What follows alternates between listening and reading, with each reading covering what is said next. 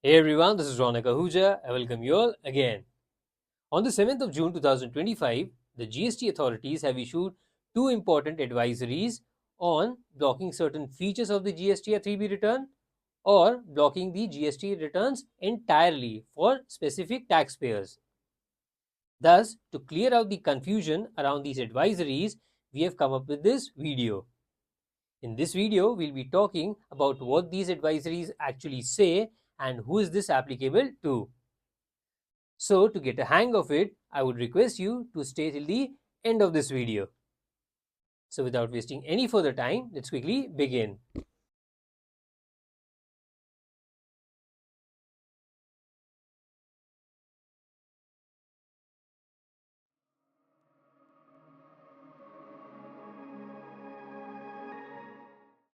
Of the two advisories issued by the GST department on the 7th of June 2025, the first advisory deals with blocking the return filing facility for the returns that relate to the period for which the returns have not been filed for 3 years from the due date. This means for the period for which the return has not been filed within 3 years from the due date, such return filing facility for that period will be blocked from the 1st of July 2025. And the second advisory deals with blocking only certain sections of the GSTR 3B return instead of blocking the entire return. The first advisory is applicable from the 1st of July 2025, and the second advisory would be applicable for returns for the month starting July 2025, which are supposed to be filed in the month of August 25. However, in this very video, we'll only be talking about the first advisory, and that is blocking of the GST return filing facility for the period for which the return has not been filed for a period of 3 years from the due date. This means in case you have not filed a return for a period for 3 years from its original due date, then in such a case, the return filing facility will be blocked from the 1st of July 2025. Now let's try and understand this with the help of an example. Let's take the example of GSTR1 for the purpose of ease of understanding. Now, in case the return filing for the month of May 2022 was pending at your end and the due date for filing of the return was 11th June 2022, then the last date to file that return would be 11th June 2025. Now, after the introduction of this advisory, would you be able to file the GSTR1 for May 2022 or earlier returns after the 1st of July 2025? Let's see. The answer is no, you won't be able to file it. It's because 3 years end on the 11th of June 2025. And that's why the facility for filing the return for the month of May 2022 for GSTR1 would be blocked from 1st of July 2025. Now, moving on to the second case. For returns, say for example, GSTR1 is pending for June 22, then in such a case, the due date for filing of such return would have been 11th July 2022. And thus, the last date to file the return would have been 11th July 2025.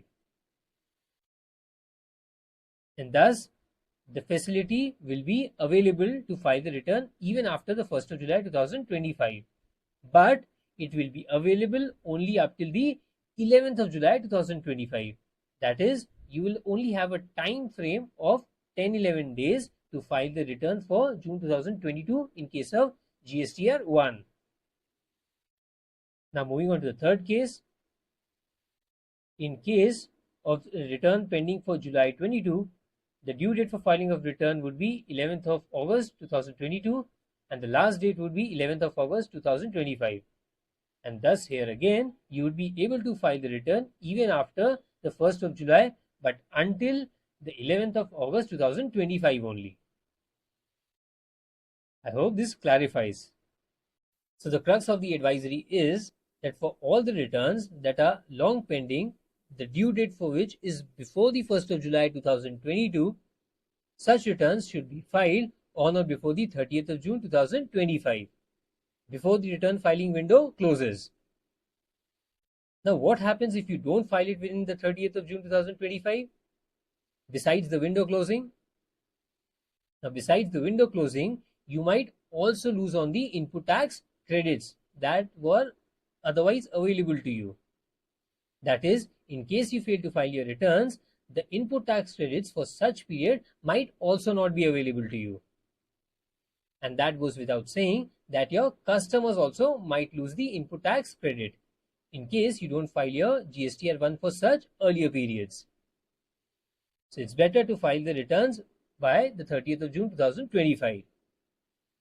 Now, who is this advisory applicable to? That is, on what forms is this advisory applicable to?